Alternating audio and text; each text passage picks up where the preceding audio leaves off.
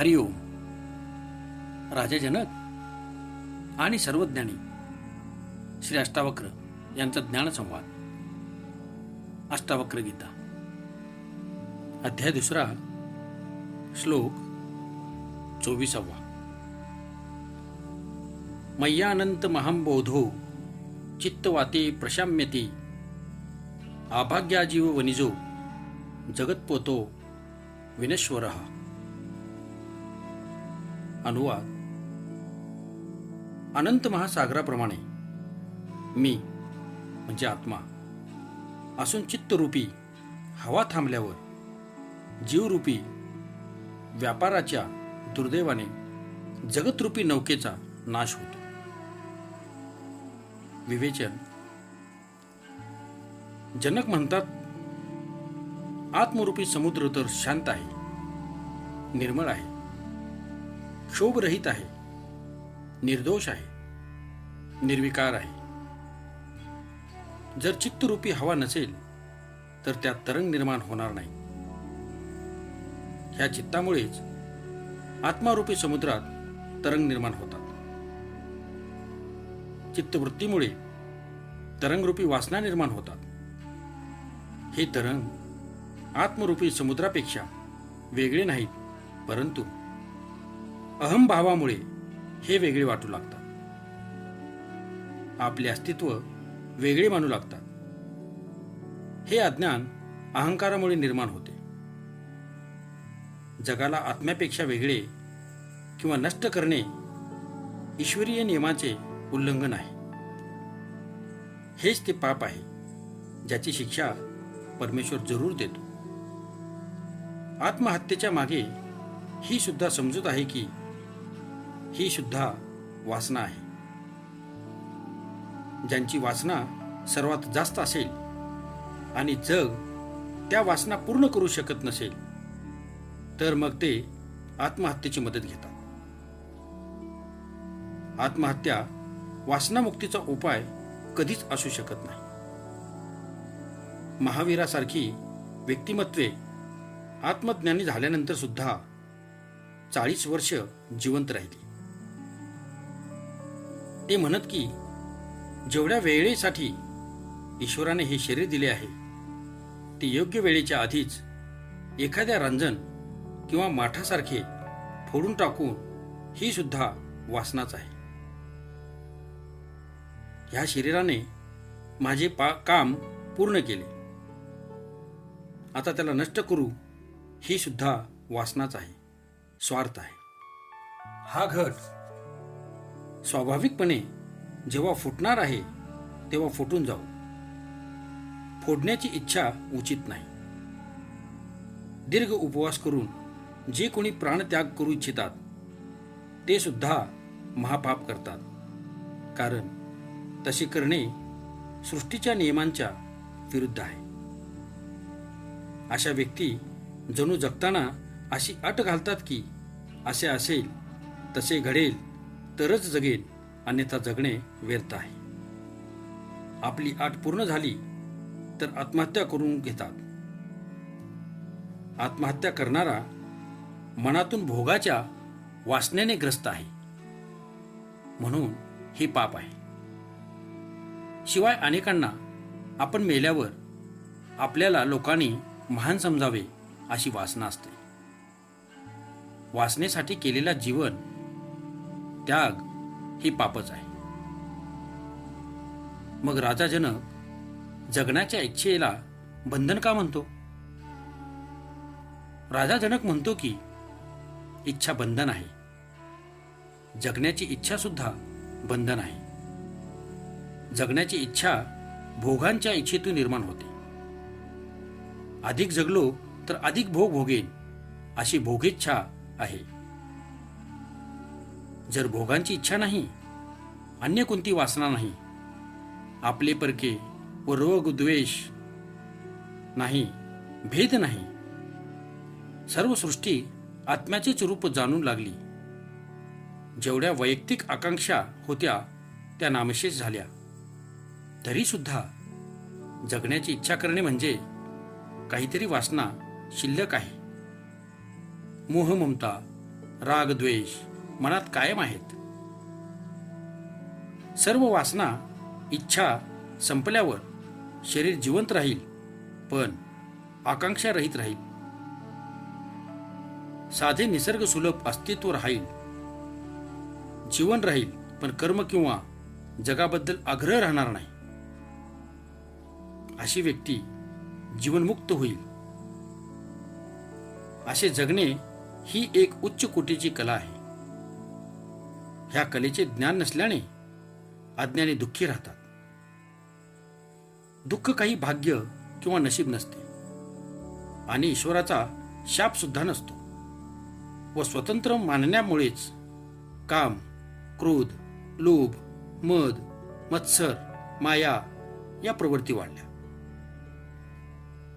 जगण्याची भोगमय इच्छा झाली. वासना इच्छा वाढल्या. संपत्ती व साधने गोळा करण्याची वृत्ती वाढली. याप्रमाणे अनेक प्रकारे या प्रवृत्तीचा विस्तार होत गेला व मनुष्य स्वतःच विणलेल्या मायाजाळात अडकत गेला. जनक सांगतात की तरंग म्हणजेच विश्व असून ते आत्मारूपी समुद्रात चित्तरूपी वासनांच्या हवेमुळे निर्माण झाले आहे. हा जीवरूपातला व्यापारी संसारातल्या भोगांची अभिलाषा बाळगतो. त्याची जीवननौका या चित्तरूपी हवेमुळे चालते. म्हणजेच जोपर्यंत हे चित्त तरंग आहेत तोपर्यंतच विश्व आहे. जर चित्तरूपी हवा जोरात वाहू लागली तर वासना, मोह, अहंकार, लोभ अधिकच वृद्धिंगत होतात व जगात अन्याय, अत्याचार, वैमनस्य, घृणा, हिंसा यातही वाढ होते. परंतु हवा एकदम बंद झाली तर ह्या हवेमुळेच चालणारी ही नाव तेथेच विनाश पावते. कारण हवा नसताना ती जाऊ शकत नाही. म्हणून चित्तरूपी हवा ही या जगाचा आधार आहे व जीवरूपी व्यापारी तिच्या बळावरच भोगांचा व्यापार प्राप्त करतो. पण ह्या जीवरूपी व्यापाराचा फायदा ह्यातच आहे की हवा जास्त जोरात वाहू नये, वादळवारे निर्माण होऊ नयेत आणि त्याचप्रमाणे हवा एकदम बंद, शांत होऊ नये. कारण तसे झाले तर हवा चालणारच नाही. एका हिंदी कवीने जगाचे वर्णन करताना म्हटले आहे की दर्द भी होता रहे, होती रहे फरियाद भी, मर्ज भी कायम रहे, जिंदा रहे बीमार भी. हेच जगाचे वास्तविक रूप आहे. यापेक्षा वेगळ्या रूपातल्या जगाची कल्पना करता येत नाही. राजा जनक ह्या सूत्रात जगाला नव्हे तर मुक्तीला महत्त्व देत म्हणतात की जर चित्तरूपी हवेची वाहने बंद केले तर हे तरंग निर्माणच होणार नाहीत. आत्मारूपी समुद्र शांत होईल. तरंगरूपी जग विलयाला जाईल. जीव आपल्या नावेचे अस्तित्व टिकवू शकणार नाही. जगाबरोबर त्याची जी भोगाची देवाणघेवाण आहे ती बंद होईल व या नौकेचा विनाश होईल. जीवरूपी व्यापाराचे हे दुर्दैवच ठरेल. कारण जीवाचा मुख्य आधार जग आहे, भोग आहे, वासना आहे. पण राजा जनक या दुर्भाग्यालाच सौभाग्य समजतात. जीवासाठी ही दुर्भाग्य वाटत असले तरी जीव या जगापासून वेगळा होऊन आत्मरूपात विलीन होऊन अमृत होतो. तरंग संपल्यावर तो समुद्र होतो. जीवाचा विनाश झाल्यावर तो आत्मा होतो. वास्तवात त्याचे काहीच नुकसान होत नाही. तरंगाला समुद्रापेक्षा वेगळे मानण्याची जी भ्रांती होती, जे अज्ञान होते, ते नष्ट होताच तरंग समुद्र होतो. जनक हेच सत्य सांगतात की माझे जीवरूप नाहीसे होऊन आत्मरूप झाले. पतंजली मुनी सांगतात की जेव्हा चित्तवृत्ती स्तब्ध होतील तेव्हाच जीव आपल्या रूपात स्थिर राहील. अन्य प्रसंगी चित्तातील वृत्तीप्रमाणेच तो होतो. अध्याय 2 श्लोक 25. मय्यानंत महांबोधो आश्चर्यं जीव विचयः उद्यन्ति घ्नन्ति खेलन्ति प्रविशन्ति स्वभावतः. अनुवाद. आश्चर्यच आहे की महासागर रूपी आत्मरूप असणाऱ्या माझ्यात जीवरूपी तरंग निर्माण होतात, परस्परांशी संघर्ष करतात, खेळतात व स्वभावतःच लय पावतात. विवेचन. राजा जनक अष्टवक्रांच्या समोर आपल्या आत्मानुभूतीची अभिव्यक्ती करीत आहे. अभिव्यक्तीच्या या शेवटच्या सूत्रात राजा जनक अभिव्यक्तीच्या क्षणातील अनुभूतीचा अर्क किंवा सार सांगतात आणि काहीही न लपवता असे सत्य प्रकट करतात की राजा जनकाला खरोखरच वास्तविक ज्ञान झाले आहे. याबद्दल अष्टवक्राची खात्री पटावी. जनक म्हणतात, मी माझ्या वास्तव रूपात म्हणजे आत्मरूपात आलो आहे. मी आता मर्यादा असलेला जीव उरलेलो नाही. या समुद्रातील एक तरंग नसून विशाल महासागर झालो आहे. आधी सुद्धा महासागरच होतो, परंतु अहंकारामुळे अज्ञानामुळे मी जीव रूपात त्या आत्म्यापेक्षा वेगळा मानत होतो. माझ्या चित्ताच्या चंचलतेमुळे व अहंकारामुळे हे अज्ञान निर्माण झाले होते. आज हा सारा भ्रम नष्ट झाला असून मी माझ्या वास्तविक आत्मरूपात प्रतिष्ठित झालो आहे. अहंकार नष्ट झाला, भेद नष्ट झाला, एकात्मतेची जाणीव झाली. व्यक्ती व समष्टीतील भेद नाहीसा झाला. बिंदू होते ते आता समुद्र झाले. मर्यादित होतो ते आता अमर्यादित असीम झालो. सर्व अडथळे दूर झाले. संकुचिततेची कैद संपली. सर्व द्वैतभाव नाहीसा झाला. आता मी एकटा आत्मरूपात स्थित आहे. ही सर्व गुरुची कृपा आहे.